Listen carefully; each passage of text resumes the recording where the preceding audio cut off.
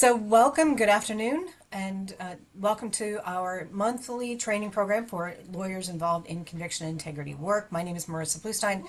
I'm an assistant director at the Quattrone Center for the Fair Administration of Justice at the University of Pennsylvania Carey Law School.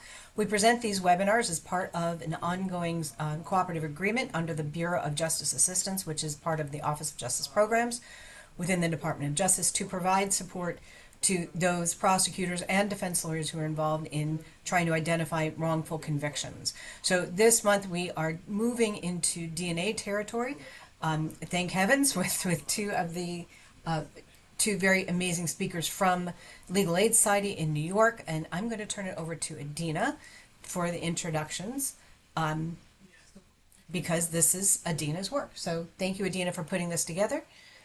We're very glad that everybody's here. Thanks, Marissa. I'm Adina Thompson, also with the Quattrone Center. I serve as the project manager for our DNA training and technical assistance program.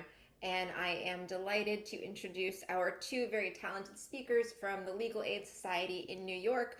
Welcome to Masooma Javed, Dr. Nidhi Sheth. Marissa, would you advance, please?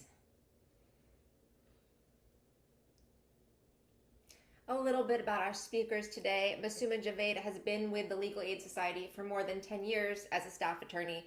She is presently with the Bronx Trial Office, where she works in the DNA unit, consulting and assisting other attorneys in cases related to DNA. And our other speaker, Dr. Nidhi Sheth, is also with the Legal Aid Society as a DNA analyst. She holds degrees in both computational and integrative biology from Rutgers, where she did her PhD work, and also a master's in forensic science at Pace University. These are two wonderful, capable, and really impressive speakers. We are so delighted to have them with the Quattrone Center, and at this time, I'm going to turn it over to them to talk to you about the invisible intruder, contamination in the DNA context in the forensic lab setting. Thank you so much, Nidhi. Thank you so much, Masooma. Welcome. You so much. Thank you. Welcome, folks. It's so glad to see people attending. Feels alive. I'll share my screen just a second. I hope everyone can see the presentation. Okay, I'm getting that, so it's working. Okay. So today's presentation, as mentioned before, is going to be dwelling into the possible routes of contamination in the forensic DNA lab setting. So when an analyst is working in the lab, what are the possible sources where contamination might occur? So Masooma, my colleague, and I will be going over the presentation today bits by bits. Just as it's a very dry topic, we came up with a way to make it a little more exciting and fun. So the presentation works like this.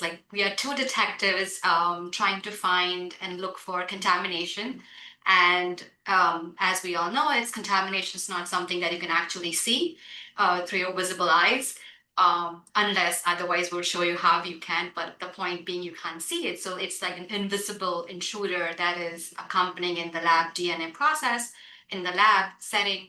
So we as detectives, Masooma and I, will be walking over different steps and hopefully make it explainable to you guys. So this is our agenda for today. We're gonna show you how to find possible sources of contamination, how to identify that contamination, uncover it, and also try to show you how you can identify contamination in the lab reports. So as we are talking about contamination, of course, we want to know what is contamination. So contamination, as I mentioned, is something that is not what an analyst adds purposefully to the evidence. It's something that's added unknowingly or is a part of the mixture if it is without us knowing. So it's a material that's added from a different source that doesn't belong to the evidence that you are examining, but the presence is there in your evidence. There's also something called cross-contamination. So this is when materials or DNA supposedly from one piece of evidence gets to the second piece of evidence. Now this comes into handy, especially when you're packing different items from the crime scene in the same bag. It's not advisable to ever do that. It has to be packaged separately. So as you can see, the small figure, you have like hair and other stuff from crime scene and a bullet together. So that shouldn't be done. So that's part of what cross contamination is, like evidence from one material traveling to another. I always like to bring this point across when the presentations are like when we are presenting is why does this presentation matter? Like what's the importance of it? Why are we talking about this for we will be talking about this for an hour. So like what's the point? The point being, especially when you're working with crime scene samples, case work samples, we don't know the ground truth. So when I say ground truth is we do not know how many people or which people contributed to the evidence. Unless it's coming out of my own buccal swab, like from my own mouth, I know the person who contributed, and that would be me. But if it's coming from a crime scene, we do not know how many people touched or deposited their DNA. So that's why this part of the talk is important to know if there is contamination, how did it happen, what were the sources, and how to catch it early on. So we're going to go through this process in detail, but Nidhi and I are going to do a brief overview of the DNA testing process. And we're going to start with how evidence is collected. So the first thing we'll talk about is where the evidence is, how it is collected, how is it transferred, within the police department and then to the laboratory. And then once it gets to the lab, it starts with evidence examination, which means that the analyst takes a look at the item that they're given and starts it, prepares it for the testing process. And you start the testing process with extraction, which is you have to separate out the DNA from everything else. And then the second step after that is going to be quantification, which is how much DNA is there in this material. So once we know the amount of DNA that we have with the samples we're working, we wish to amplify. We wish to make multiple copies of the DNA target region that we need. So that happens via amplification, and then goes to capillary electrophoresis. So it's an instrument that helps us separate those amplified products of DNA with the aim to separate the high molecular weight and low molecular weight DNA molecules to get a nice electropherogram, a graph at the end of the process. Then there is interpretation. So once the data comes out of this instrument via capillary electrophoresis, we have to make it readable to the people in the lab or anyone the report goes to after. So during this interpretation part of the process, the analyst assigns the number of contributors. The analyst says that this evidence in question maybe has 2, 3, 4 people. So that's the interpretation part. And not only do they do that, but they also are involved in removing the artifacts, something that's not true allele, not true DNA peaks from the take it out from the electropherograms. So those are characterized as artifacts. And after the interpretation is done, the presentation of evidence usually in court happens via statistics. So for forensic DNA purposes, the statistics is usually in the form of a likelihood ratio number. And that's something is presented in the court, but to calculate the log likelihood ratio or likelihood ratio, labs around uses probabilistic genotyping softwares. There are many out there, but you typically used are star mix, true allele. So these are the software that are used to present the evidence and give a likelihood ratio number and present it in court. So this is going to be our guide for what we're doing today. We're going to go through each one of these steps in detail. And this is also your guide of and you'll realize this as we go through, this is also a guide of possible sources of contamination when you're trying to figure out, was there contamination and where did it happen? And also just a roadmap for what we're doing today. So we're starting with evidence collection and evidence transfer. Like, how is evidence collected? How does it move within the agency that collects it? And how is it transferred to the lab that starts the testing process? So instead of doing this in a more general way, if we take a look at what evidence collection is for 2 specific types of cases, and we're going to use these two examples. Nidhi and I will use these two examples throughout the process. So the first example I want to give you is a firearms case. So how is evidence collected in a firearms case? The example I'm going to give you is going to be from the jurisdiction that Nidhi and I work in. So that's going to be the New York City Police Department and the Office of Chief Medical Examiner. But I'll try to highlight, where jurisdictions can be different, and it's important to know what we're talking about today is done in the jurisdiction in which you practice. So a firearms case, a firearms is often collected in a public place.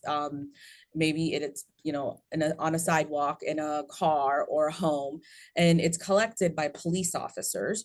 And those police officers in New York City will take the firearm to the precinct, and at the precinct is where specialized officers known as evidence collection team officers will come to the precinct, take it from the other officer, and will swab the firearm in 3 places. And we'll talk more about this moving forward. And those swabs are the things that are transported to the Office of Chief Medical Examiner. So the important thing to know in that scenario is, there are officers involved in collecting this firearm from wherever it was recovered, transporting it, and then there are separate officers who are swabbing the firearm, often fuming it for fingerprints as well, and to figure out if in your jurisdiction, do those officers provide their DNA to see if they left any DNA behind on the evidence. So that's one example, and you'll see this example throughout. The second example that we're going to give you is a sexual assault case.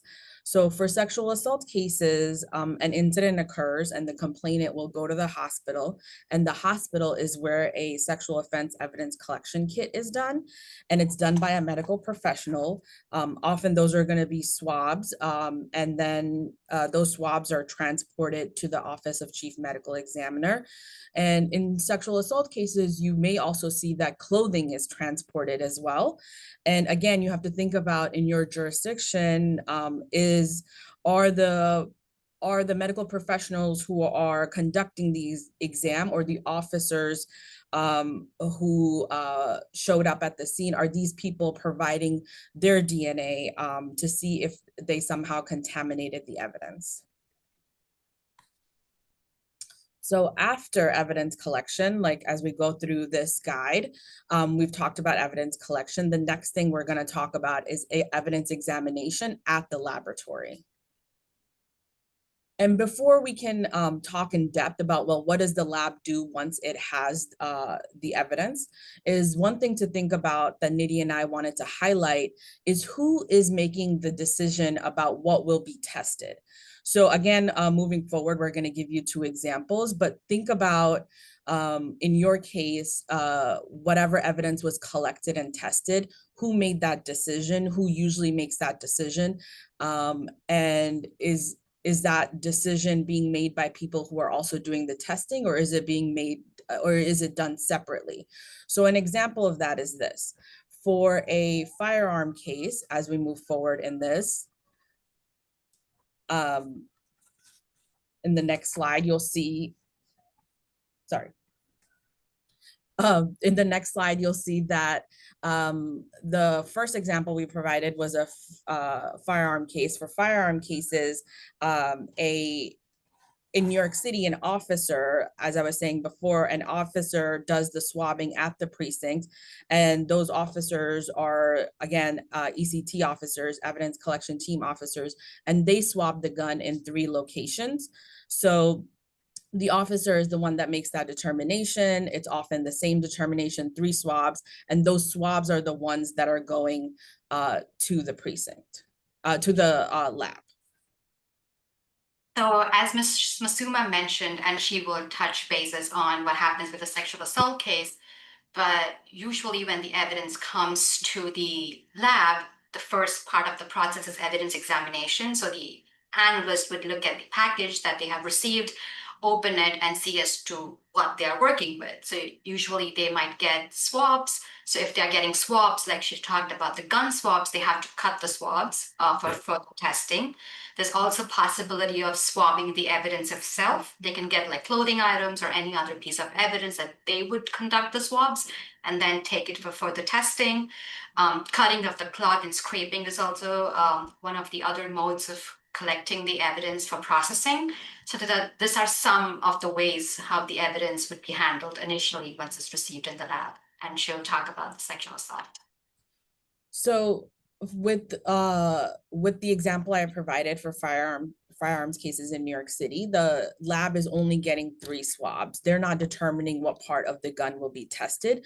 But in sexual assault cases, they not only get swabs, but they will also get clothing. So in this case, in this example, all of the markings that you see were done by an analyst at the lab who looked at the piece of clothing and determined that they wanted to further test certain areas. And so that analyst in the lab is the decision maker who is saying that, you know, they're providing their reasons for why certain things will be tested. So that's something to look out for in your jurisdiction and to see who is making the determination about what will be tested.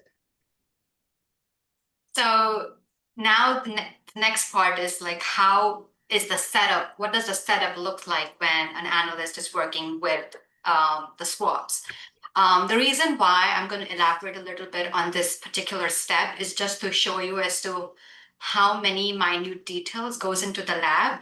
And trust me, it's really exciting when you're working in the lab to like cut the swabs and like get everything in order. But a few things to keep in mind when you're working is very, very important, because you don't want to invariably contaminate your item that you're working with, because like I said, why does this matter? We don't know the ground truth for the samples. So just an illustration as to what happens in the lab when they're cutting the swabs. So of course, the first thing is to put on your gloves, and this is a clean set of gloves. As stupid as this may sound, this is extremely important to have gloves on, because if you don't have gloves on, you are putting your DNA on the sample, and we don't want that. Again, it has to be clean gloves. When I say clean, it's not that you go and wash your gloves. You actually put on a clean set of gloves with every sample you're working with, so that you're not cross-contaminating items that you worked prior to the one that you'll start working on now. The other important part is the bench, the desk where you're working. You want to keep it clean. So usually they put a bench paper. Again, like the SOP or the way that the analyst works in different labs is different. So for that, you would have to look at your particular lab's procedure. But just to give you an idea, this is just an illustration. So you would put on a bench paper. It's a clean bench paper to start your work. Then the other thing is you're cutting something, so you need scissors. Now you just cannot bring scissors from home. We use the scissors that are in the lab, and those scissors has to be cleaned. Some labs gives you disposable scissors, so you cut the swab and you throw the scissors out. Some labs gives you non-disposable scissors, so that has to be cleaned every single time you're cutting a swab, even if it's from the same case, because like I said, you can get 3 gun swab samples, but you don't know how many people contributed to each swab. And a lot of times, like each swab would have a different number of contributors. So the point being, you have to have clean reagents and clean scissors to start the process. Now, the cleaning happens usually in this order. First, you dip it in the bleach. It kills your DNA, it fights it off, it removes the DNA. Water takes off the bleach, and then ethanol dries any residual water that you have on the surface. The proportions for bleach and ethanol is bleach is 10%, ethanol is 70%. A lot of studies have been done for this proportion. We won't get into that, but the point is this step is very, very important, because now with the scissors, we're not clean, you're cutting swabs. It's very easy for the DNA from one piece of material to go into the other. Then it's the part of the swab cutting itself.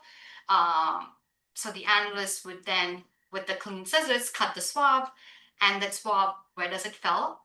Usually it falls on the bench paper, and there's something in there where you put the swab on, or it falls on there and it's clean, because I said it's clean, but supposedly it is clean by the analyst. It falls on there, and then pick it up with forceps.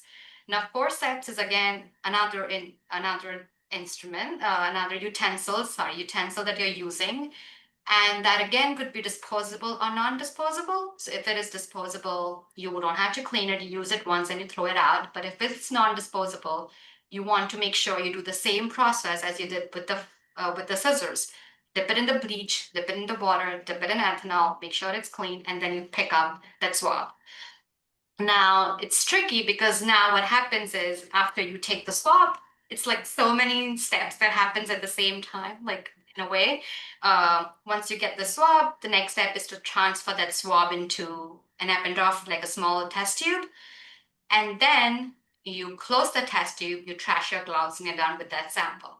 Now, the interesting part about the test tube is as well, like if you're using dirty gloves or if you didn't change your gloves between sample and you went to the depository where you had a lot of test tubes and you put your hand in the repository to get the test tubes for your case, there are chances that you might contaminate not only your test tube but all the other test tubes in that repository.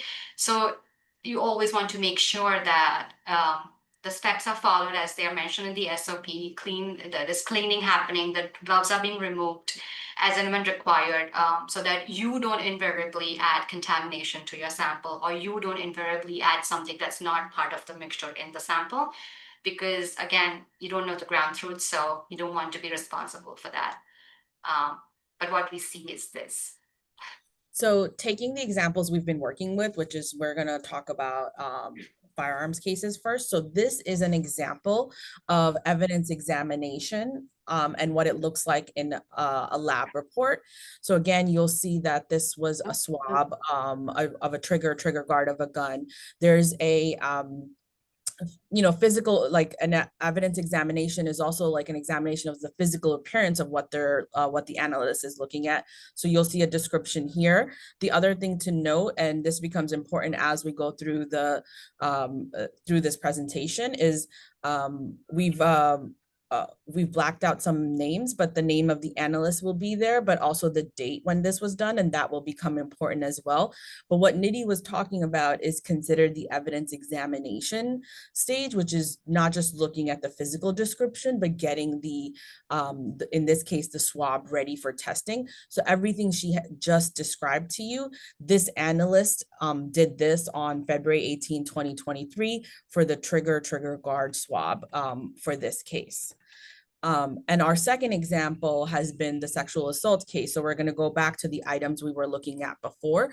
So for these items, it was the analyst in the lab that was making a determination of what would be tested. So there's a bit more information where the analyst is explaining, what was selected, why it was selected, and labeling it as they move forward. And again, you'll see the name of the analyst and the date they did this, and the labeling they did for each of the each of the parts of the clothing that they want tested. So the invisible intruder will show up and it will keep showing up throughout the process. But if the contamination happened during the evidence collection stage, there are chances that it might move forward to the evidence examination stage. So it's not that it stops moving further, because once you contaminate something, it's going to ultimately show up at the end of the process. If it is high enough to be detected, of course, but if it is high enough to be detected, you might be able to see it in the future steps. Not saying that it did happen. If it did happen, then you might be able to locate it. Again, it not necessarily always happens in the first step. It can happen in any step henceforth. If you can catch it, it will be good to know as to which part of the process was it. So again, we're back to our roadmap. And so far we've gone through evidence collection for both of our examples. We've gone through evidence examination. Now we're gonna start with the DNA testing process, and we're at extraction now. So extraction is one of the first steps that now you're trying to get the DNA out from the spores, from the clothing, so that you can test it further in different consecutive steps. So you just want to get the DNA out in the test tube ready to go for other steps. So again, like just the setup, just to show you as to how, again, not saying that this is how it'll be done in your lab or this is how it's done in any lab, just to give you an idea as to how the few steps in extraction might look like. So as an analyst, you have your reagents for the extraction ready in the test tube. And the extraction reagent, quote unquote, goes into every test tube because you want to extract the DNA. It also goes into something called the negative control. And I'll speak about that in a bit. So an analyst takes the reagent, puts it in the test tube, and then throws off the pipette tip at the end. So it's a very blue tip at the end that you, if you can see, is the tip that helps you suck up the liquid. You add that liquid in the test tube and you trash that at the end. Now, the point here I'm trying to make is you never double dip with test tubes. So you always go once, put the reagent, trash the test tube, go again, put the reagent, trash the test tube, trash the pipette tip, sorry. So that's very, very important to keep in mind, because now if you're double dipping, you're again causing issues in the process, and we don't want that.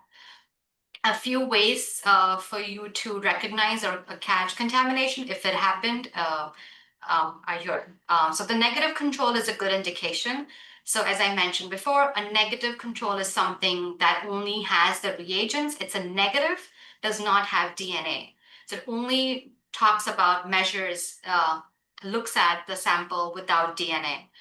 So now if your extraction negative control at the end of the process or during quantification stage tells you there is DNA presence, that means that there's something wrong that happened either only in the negative control extraction or in the test set itself. So they usually rerun it to make sure as to if that's what the issue is. A lot of times, something that you cannot predict is sample within sample and sample to sample contamination. So what I mean by that is, say, for example, I have 2 cases I'm working on. I have 15 samples that I have to put them in the test tubes for extraction. Say, instead of going into test tube 1 for sample 1, I went into test tube 2 for sample 1. So I, by mistake, put the wrong sample in the wrong sample in the wrong test tube. I am invariably causing contamination in the process, because what you're expecting to see DNA, you might see DNA from the sample, but how do you know if it's from the sample itself or you just added the wrong sample? So as we don't know the ground truth for the samples, it's very, very difficult for us to differentiate if sample to sample or within sample contamination happened. The test tubes being contaminated, as I said that in the previous slides, with my dirty set of gloves, I go to the repository, I put in my hands in the box of test tubes, and I pull out a few test tubes. What I'm doing is, again, like I'm contaminating my test tubes. So that's not a good thing. Changing pipette tips is very, very important. And it will be like a reoccurring topic for every step. But as silly as it may sound, it's very, very important that the analysts follow the steps. And it's, again, very difficult sometimes to catch if any of the steps were not done correctly. But the analysts are trained very well in the labs. They undergo a lot of testing, training to make sure that this doesn't happen, but to give you an idea as to how intrinsic the lab steps are. And then finally, the reagents could be contaminated. So Nidhi spoke to you about what the extraction process looks like in the lab. And moving forward, we're going to keep using that gun case example. So this is the same gun case example we've been using throughout. So this is what it looks like in a lab report. And at the top, we've blacked out names of the analysts who worked on it. But we also wanted to make note of the date and wanted to keep making note of that, because you're going to see, and you can see if this is also the case in the labs in your jurisdiction, but you'll notice that testing is done over a period of time. So it's not the same day, it's not the same analyst sitting there doing this process from beginning to end. It's a little bit more of an assembly line, at least in the example that we're going to show you. So the names at the top of these analysts are going to be different, and the timing, you'll see that this goes on for days, that this sample is probably part of hundreds of samples being tested. So it's going to take some time for it to be done with the testing process. So again, the invisible intruder shows up. If it happened in the evidence collection, it moves to extraction. If it is high enough to be caught, not necessarily. And I will keep saying this a lot of times. Uh, you might not remember the entire presentation, you might not remember the name, but I hope you remember this, that it can happen in any step of the process. So if it happens during evidence examination, it moves forward. If it happens in extraction, it moves forward if it's high enough to be caught. So that's the point we are trying to make. And it's also the point here that I'm trying to, again, reiterate is, if it's too low to be detected, doesn't mean it didn't happen, just didn't get caught at the end of the process or during different steps. So it's very, very difficult when you're working with low template samples where you have starting with a very low amount of DNA. So as I'm talking about the amount, that's the next step. Yes, so back to our roadmap, we're in the middle of the testing process. We've done extraction, and now we're going to move on to quantification, which is we're going to try to figure out how much DNA is there. So as Masuma rightly said, we're trying to determine the amount. So the setup changes a little bit after extraction. And when I say the setup, it's like now we do work with test tubes, but we have like a 96 well plate. It's sad I'm not in person, but I usually carry this plate with me wherever I go. It's the 96 well plate, if you can see it. It's also on the presentation, but to show you as to how close the wells are to each other. So essentially, this is where the casework samples will be going for quantification to determine how much DNA you have. So as an analyst, I'm putting in the reagents per well, I'm putting in the samples per well, getting the plate ready to take it forward to determine how much DNA do I have. What could be the possible ways if contamination did occur in this step to determine? Again, these are not all the possible ways. Some steps to give an idea if you come across situations like this. So look at the negative control. Like I said, the negative control for any step is just the reagent itself. If that reagent itself shows you DNA presence, assay concentration of DNA is an indication that something wrong went through in the process or the pipeline or that particular step itself. So you want to take give close attention to that particular control. Then again, sample to sample within sample contamination, difficult to predict. So as you can see, the wells are so close to one another. If I put the wrong sample in the long well, how would I know if I'm getting the quant for my first A1 to be like 5 picograms per microliter and A2 to be 7 picograms per microliter, but I crossed the samples. One case went to the other and the other case went to the first one. So just difficult to know if that problem happened in quantification stage or any stage because we don't know the ground truth for the samples.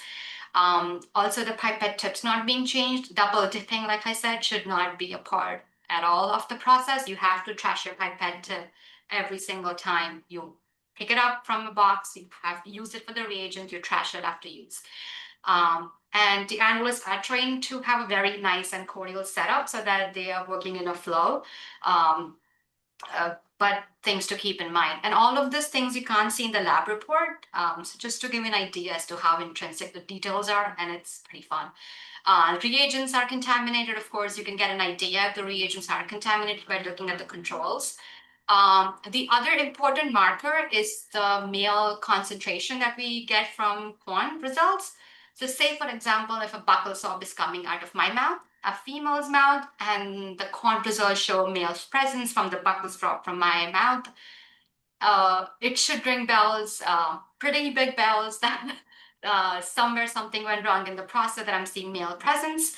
But to just look at all these values and the steps more in detail, if possible, or and also the SOPs gives a good idea as to how the steps are followed.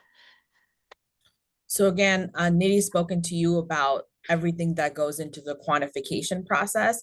And this is what the quant part of the lab report will look like for the same gun case that we've been following. And again, at the top, you can see the dates that this was done, and this is the same case. So I think we had started at February 8th, 9th, now we're at the 10th. And Nitty's introduced you to the 96 well plate. And for this case, there were a number of swabs, but it's a lot less than 96. But that plate has swabs, and testing is being done for other cases along with this case. So you can it's important to figure out if that's also how it's being done in the lab where you practice. And the information you're looking at right now is is detailed information about the amount of DNA in each of the swabs. And again, we've blacked it out, but at the top are analysts who worked on this part of the testing. So it's important to figure out, were these the same people? Are these the different people? Are these the people who are going to testify in your case? Should they be the people who are testifying? And that's gonna, vary depending on where you work. But again, now that Nidhi's introduced you to the 96 well plate, and if that's how testing is done where you are, then you have to remember that the analysts are working on many other cases along with your case. So yes, so we're still in the middle of the testing process. We've done extraction, quantification, and now you can see this roadmap that we're up to the amplification process. So amplification is now you know how much DNA you have. You're happy with the amount of DNA you got. You move forward with certain samples for amplification. You target human-specific DNAs, part of the DNA strand, a region that is hypervariable, and you make multiple copies of it. So you have enough for the reaction to take it forward to the next steps. That's amplification, xeroxing, making copies of the sequence that you need. Similar setup, you have a 96 well plate, different application, like different process, different work. It's still PCR, but different PCR type of PCR than quantification. Also, it's interesting, like quantification is like a part of the process, extraction, quant, and amp. But for amplification, once you know the quant amount, you have to go back to the extraction tube to get the amount from that tube to amplify. So you don't go back to the quant. Quant is only telling you the amount of DNA. And why is that important? I'll get to that in a second. So again, the same 96 well setup. The analyst takes the reagents or the sample from the tube of the case, or the reagent mathematics tube, adds it to the well, throws the pipette tip. Pipette tip is the true superhero for this. You have to throw it out after every step process, no double dipping. So few possible sources of contamination. Always the positive and the negative controls are the core. If you see contamination during the amplification phase, it's difficult to predict like that type of contamination, because once you amplified your product, you're not going to quant it again to see what happened. You're going to take it to capital electrophoresis. So that's where you're like trying to make electropherograms. So if your positive control after the CE shows peaks that does not belong to your control, that's an indication that either the positive control is contaminated or the reagent is contaminated. Now, if that question arises, if your positive or the reagent is contaminated, the next thing you look at is the negative control, because like I said, the negative should not have DNA. So now if your negative control has the same peaks as your positive control, so that's a clear indication that the reagents itself are contaminated. And if the reagent was contaminated, you would see that effect down to your samples, because that's the same reagents you added to your samples as well. Not necessarily that if the negative and the positive are contaminated, the samples will be, but it's a good question to ask, something to think about, something to look for in your case report, something to work on, and ask questions to the analyst. How do they do their setup? What do they do with the reagents if it's contaminated or positive is contaminated? Like what's the actions they take? Always good to know. Now I said to hold the thought about the extraction tube, you have to go back to the extraction tube. So if your quant is failing because of controls not passing, or something wrong with the quant, it's fixable in a way that you can requant it. And then if it's still causing the errors, you have to go back and recut the sample, do extraction again, and go forward. So it's kind of a good intermediary step of the process to know as to if something is happening wrong. AMP is one of those things that if the quant passes, but if there's issues with the extraction, you will know that maybe at the end or during, like at the end of the process. And if there's something wrong with the AMP, you'll get to know at the end of the process. So just to give you an idea, definitely a topic for another day, but just to show you as to how much goes into the lab and compared to the reports that. Um, and then reagents contaminators, as I already spoke. So one thing, now that we're going through the steps of this process, the one thing we wanted to bring, that Nidhi and I wanted to bring up, is to think about in your lab if there are any protocols about how things are tested. And one way of thinking about it is batch planning. Like, since testing is being done on a lot of evidence at a high volume in things like 96 well plates, how is your lab planning to do this?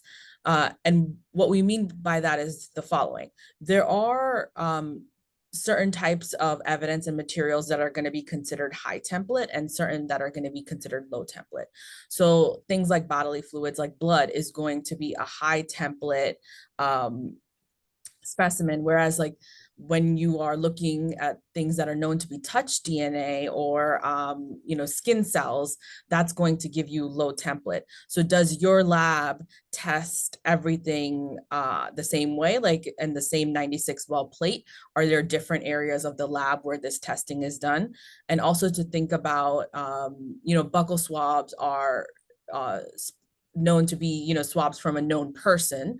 So are known samples being tested with unknown samples, or is that done separately? So you really do have to look at the protocols for the lab to figure out if they are separating these things out, or are they doing it in the same place, maybe even in the same well. And the reason to be aware of that is because having high template evidence near low template evidence, it is a little bit of a breeding ground for contamination and can increase the risk of potential contamination. And again, Nidhi had spoken to you about amplification, everything that it requires, what to look out for, and we've been using the same lab report for the same firearms case. And so this is what amplification looks like in a lab report. At the top is the date of when this was done, the analyst it was done by. So again, take a look at what that looks like for your reports, how long the testing took, who was involved in it. And again, Nidhi is trying to show all the background, everything an analyst does to get to this page. And this is the page that we as lawyers will see. So the intruder comes back again. And for this demo, it's moving from evidence collection to examination and henceforth, but I will again reiterate myself. It's not necessarily that always happens at the first step. So if you don't remember the face, if you don't remember the name, I hope you remember this. It can happen at any time in the process. If it happens, there are chances that we'll move forward if it is high enough to be caught. So sorry I'm repeating, but this is very, very important to give importance to not just one step, but the entire process, and different steps in it has are equally important.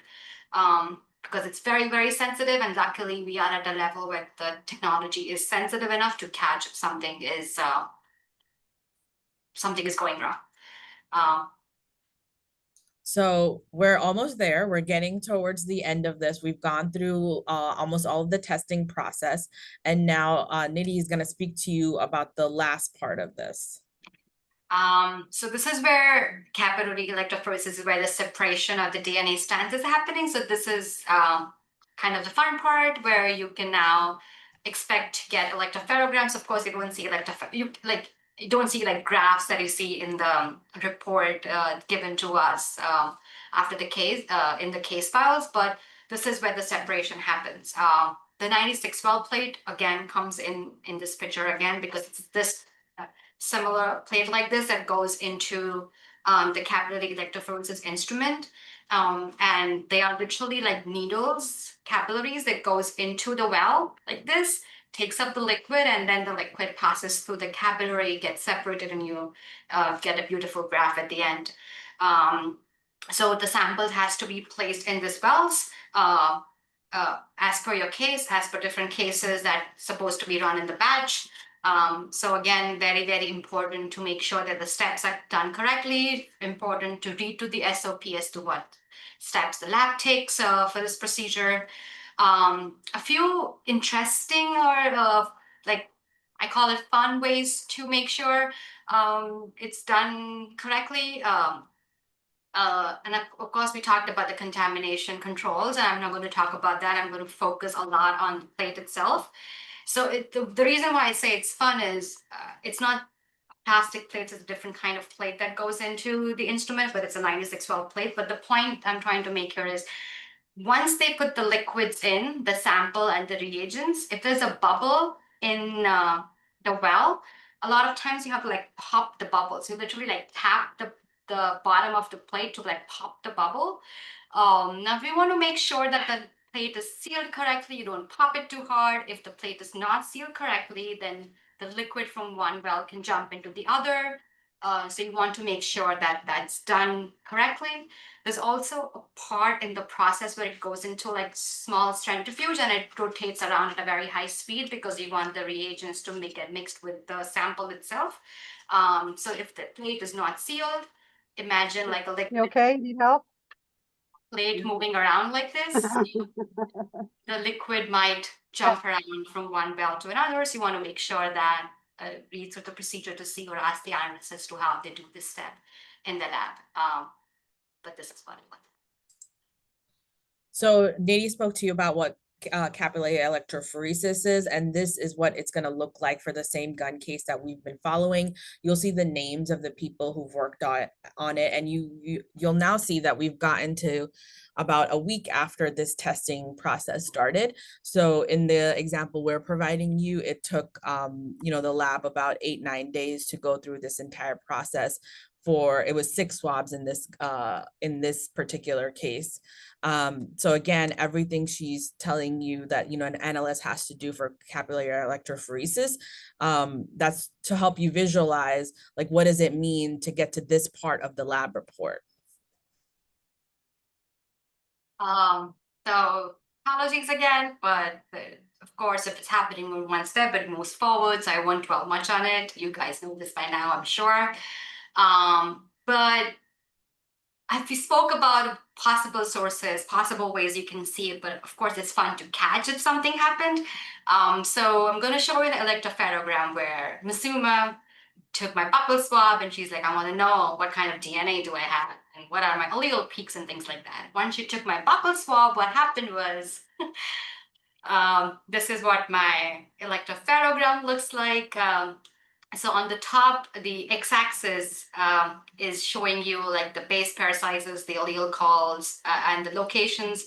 On the top, we don't have that information, but it's like, because I don't want to disclose the information, but it's per location at the top, and the y-axis is showing you the height of the peaks. So now Masuma did actually hypothetically took a buccal swab from my mouth, tested it, went to the lab, got everything done, and got this electropherogram. But when I looked at the electropherogram and I was like, oh, there is a Y chromosome that I'm seeing, there are other peaks that I'm seeing. So that's kind of an indication that somewhere something in that process went wrong, because I should not be having a Y chromosome. I should not be having extra peaks, so more than 2 or 1 peak. If it's a homozygous, you expect 1. Hetero, you might expect 2, but having 3 peaks is very, very rare at a location. At multiple locations, extremely rare, so definitely something went wrong with the process, and the Y chromosome was an indication that it's not all female. Females are XX, males are X and Y, just to give an idea, but possibly somewhere in the process, something contaminated my sample. So it was a fun experiment to have been conducted, but So this was our roadmap, and we went through all of it. So we had started with evidence collection. We went through evidence examination, all of the steps of the testing process. So this way, you know that you went through all of it. And on the electropharogram, what Nidhi was showing you is that, you know, if this was a electropharogram of a buccal swab of her, we would know that there's been an issue with this testing somewhere in the process, because we know that this is a buccal swab from Nitty. But the issue is, if I had told you this is a swab from a firearms case, it would be harder for us to say, you know, is this contamination or is this just multiple contributors? So that's what I think Nidhi's been speaking throughout about, you know, when you know the ground truth, when you know where a sample came from, you know whether or not there was an issue in the testing process. When we don't know what the answers are, which is going to be evidence in all cases, then it sometimes becomes harder to know, is this just multiple people or is this contamination? So quickly, in a couple of minutes, we wanted to address a couple of uh, you know, contamination, ways to think about contamination in post-conviction settings that maybe trial attorneys don't think about. And just a few things Nidhi and I wanted to bring up are that often when you are going to see cases, probably what you're going to see is that the ways of testing have changed, that technology has changed, and how does that affect, you know, your what the case you're looking at. And if you are looking into testing or retesting, to look into which labs, what items, to see, you know, what other people have been doing. And other things to think about are, you know, when you're looking at a post-conviction case, where has the item been since the trial? What was, or since the initial testing was done, was this item used at the trial, taken out at the trial? How has it been processed since then? You know, what are the rules in your jurisdiction about keeping evidence? How long is it kept for? And to also think about, you know, Nidhi and I talked about the entire testing process, how long it takes, the amount of people involved. Certain labs, not for DNA testing, but for other testing, do use video recordings, and things to think about in the context of in the post-conviction world. Bear with us with just one more slide. So for me, it's very meditating to, it's a lot of words and I hate it, but please bear with me. So it's very meditating to sit with the lab report and the SOP next to each other. So I like try to call it the temporal analysis. So it's like you're sitting with and looking at the report and seeing what steps has been conducted, sitting with the SOP, like trying to imagine what the analyst might have done in the lab, and asking the questions as to looking at the report. And if you see a hint of contamination, if there's no contamination, that's amazing. If there is, to ask the question as to which part in the process do you think it's possible that it might have occurred? Like, what are the lab policies like that? Are they changing the gloves every step, or are they wearing the same gloves and cleaning it and reusing it? I'm just using gloves as an example, but it's very, very important to have those two things together and like sit down and meditate, like imagine what's happening in the lab. And the human factor assessment, we talked about the human factor report. So it's still, we thankfully we're not in that age yet, but the robots are doing the work. So still humans are sitting down and working with the samples. Humans are sitting down and analyzing and deciding which part of the evidence to test. How the sample goes into the wells, what sample, what the setup like, analyzing the NOC, the number of contributors. So understanding again the methodology of the lab is very, very important. Why did they make this decision to go with a number of contributor 3 or 4? Or why did they move forward in spite of they found a contamination? The negative control for quant, what was their action they took to correct it, to dig deeper? So all of those questions are the human factors, like what are humans assessing to understand the process, and like you sit down and do the same. Imagine yourself as to be an analyst with a white coat on, it's fun. But that's it. And again, it's why it matters is always like the core that stays with me. We don't know the ground truth for the samples. We don't know what the samples constitute of, how many people are in the sample. So that's what the point of the process is, to determine what's in the sample, right? Because we don't know what's in the sample. So it's very, very difficult to predict and pinpoint if contamination happened in any part of the process. So just the conclusion, every case is different. Critical thinking is very, very important. And of course, ask different labs to look at it and ask an expert to look at it. They would be very, very helpful. And also you can sit down with the SLP and look at the report. It's fun. That's all we have.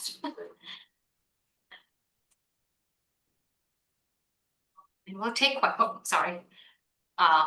We'll take questions. I'm not a lawyer, so all the law questions go to Masuma. Thank you both for that. Really interesting, and I think it got all of us thinking about the very detail oriented nature of the work. And I appreciate especially seeing the 96 well plate and getting to imagine the very small distance between the individual wells. There are really a lot of opportunities there for things to potentially go awry. So we'll invite folks to either you're free to unmute yourself or drop a question in the chat, and I will ask it aloud for you. First question, Nidhi, to you as the DNA expert in the room. If you were asked in a post-conviction context to look back at previous DNA testing in a case and examine the records for contamination, besides the SOPs from the time the testing was conducted, what additional material would you want to get from the lawyer in order to do that analysis? Oh, love that question. So yes, of course, I want the SOP, but a lot of times we don't get information about the other samples that were run in our plate. So it's always good to know what the setup was like for different steps in the process. And the other part comes later on is when the analyst is removing the artifacts from the electropherograms. To me, that's very, very crucial because as a human, I'm making a judgment if this peak is a true DNA peak or it's an artifact. So for that, I would love if I can get all the samples that were on in the plate so I can myself make sure that if some peaks were disregarded from my case, was it a true assessment that the peak should have been removed? And also what kind of testing was done before to what is available now, if I could retest it, and to see as to what the policies are in storing the samples. A lot of times the extraction is a very, very crucial step. So if the extract is preserved very well, then it could be very easily tested. So to know as to what the lab policy is on keeping the extraction or the extract tube would be an important aspect, at least for me.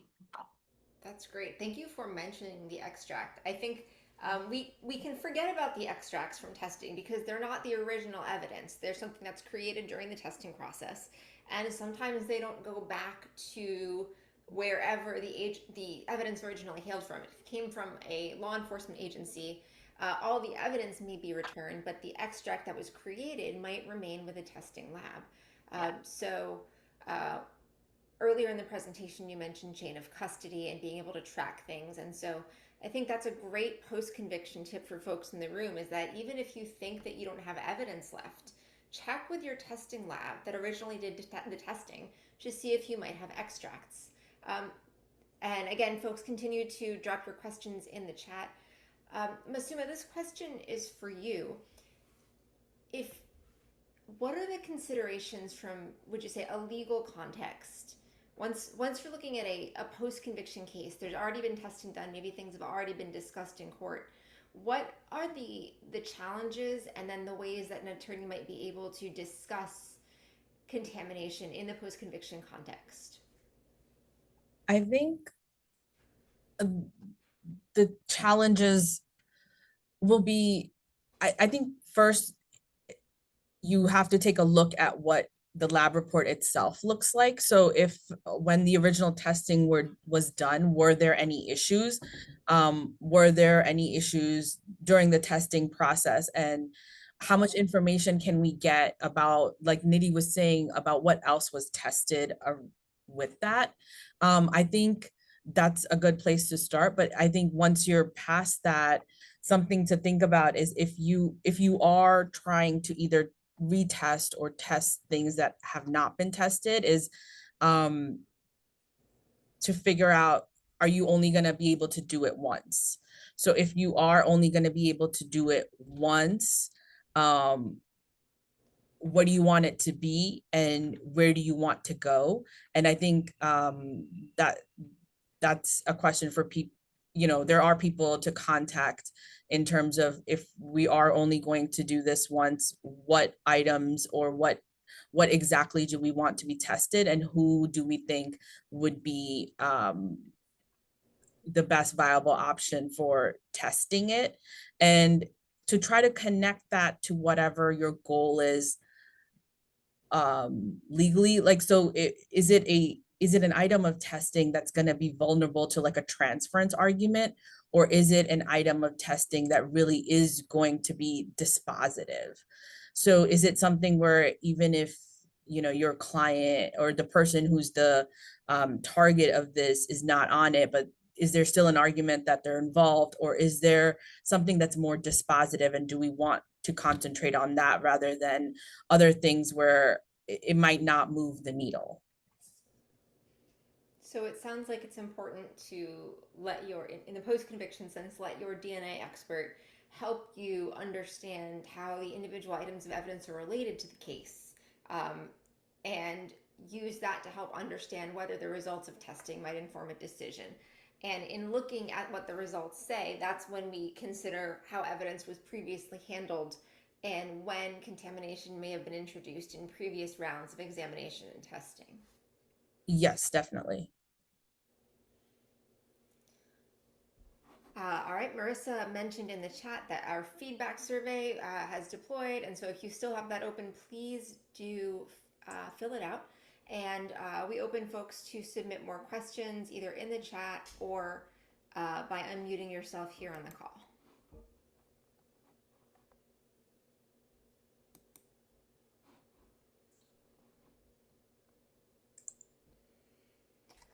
A question for each of you.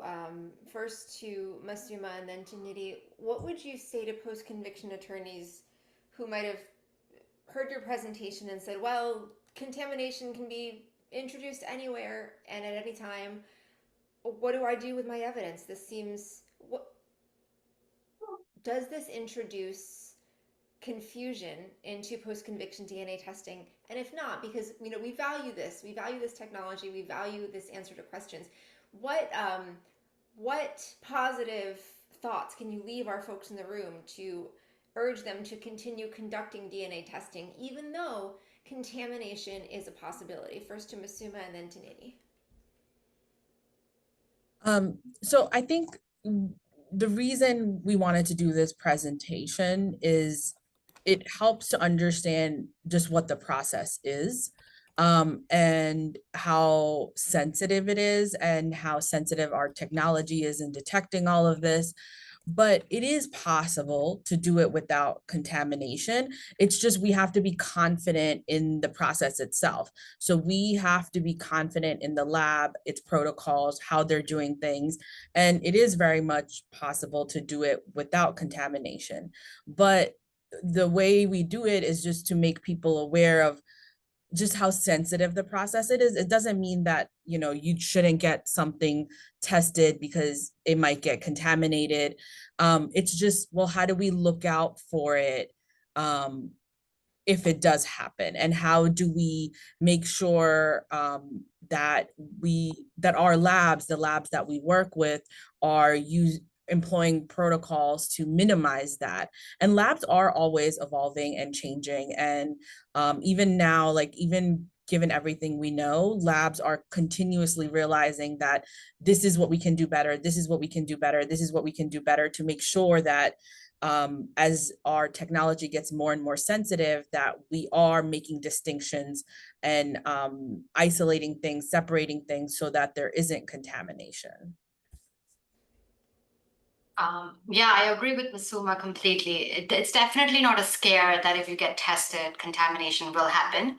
That was the point. Like, if it happens, how can you catch it? Not necessarily it will happen.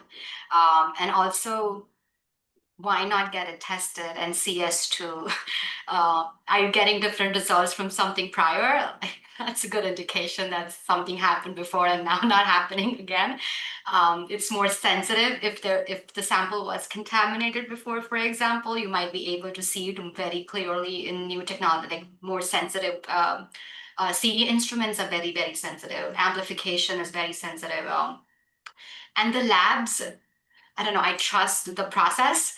The analysts are trained not for this to happen. The lab understands for not this to happen. So they're trained if they find mistakes to rectify it. Then that's why from 1998 to 2025, like a lot has changed over the process. So always, always, always get a test. Like I always am pro to getting it tested to see as to what results you get. Um, and contamination is not like, I don't know, like, sure, it's a topic of discussion, but it's not always happening. And if it is happening, maybe too low for it to be detected, which is kind of not affecting your case at all. Like, as I said, if it's too low, it might not get caught because it was not enough to be amplified. It was not enough to be detected at the end of the process. And it's like one of those things is always there. So if there was reports that were coming out about the contamination happening in the labs, it would be like, yeah, we always see it. Can we catch it? Can we fix it? Can we move on? So that's the question, right? So if it's severe, my sample had a male presence, questionable. Other than that, Thank like you it's guys probably. each for those answers. Never fear, continue to be confident that you have the knowledge to spot contamination, to ask those questions so you can be confident in your testing process. Marissa, I'm going to kick it to you for our announcements about next month, and then we have one more question in the chat. Great, thank you. And I just want to say thank you both so much for a really fascinating presentation. We're very grateful for your time. So next month, we continue these meetings every month. And next month, we're going to be joined by Dr. Jeff Salyards. We're going to be shifting a bit, staying with forensics, but moving over toward comparative forensics technologies and forensic issues. For first month, he's going to be talking to us about what the meaning of Daubert is and giving you tools to be able to assess whether a particular forensic technique has been applied reliably or not applied reliably. And then the second month in December, we're going to be using those tools to look specifically at firearms and tool marks analyses. So please join us for those. If you haven't completed the poll at the bottom of your screen, please do so before you sign off. But again, thank you both so much. We're just so happy to have had you, and thank you, Adina, for putting this together. Thank you. Thank you. Certainly. And in this last few minutes here, one more question specifically for Masuma.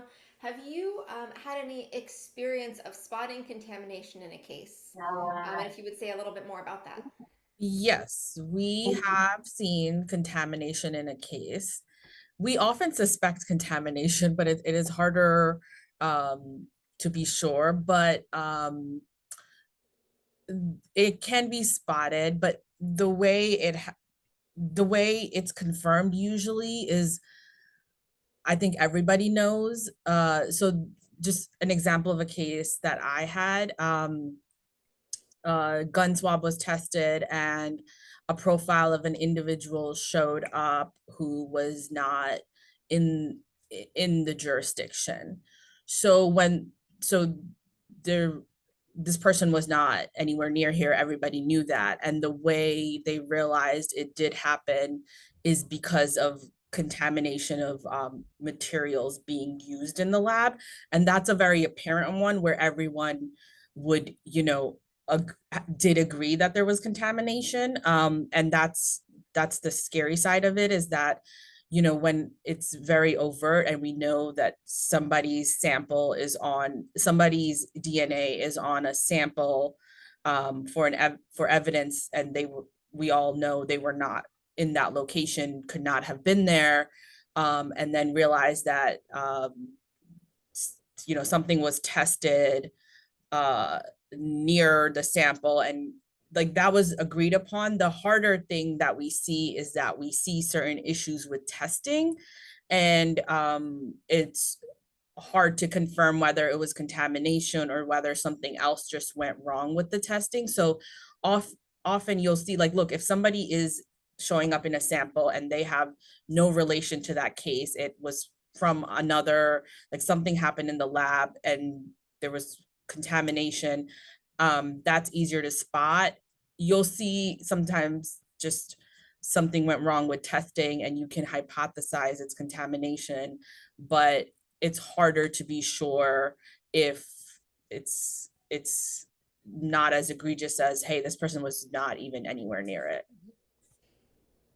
So, In that case, it was, I believe, the other thing is the lab itself can't be 100% sure how it happened, but they believe it was probably um, the instrument used during testing that led to contamination. so narrowing like that is interesting too, being able to know not just that it happened, but how it may have happened. Before we close, finally, I'd like to kick back to Nidhi for your one takeaway. You've repeated it for us. Can you give it to us one more time? Yeah, we don't know the ground truth for the samples. So always like keep that in mind. And that's the point of the process to know what's in the casework sample. So hopefully we get it tested and see what's in there. Thank you both so much. We welcome Thank you you. back here next month and every month. We're so glad that you continue to join us for these sessions. Thanks so much for your time, and we'll see you soon. Thanks. Thank Thanks. you. Bye, folks. Masuma, Thanks. thanks, Nidhi. Have a great day. Thank you too.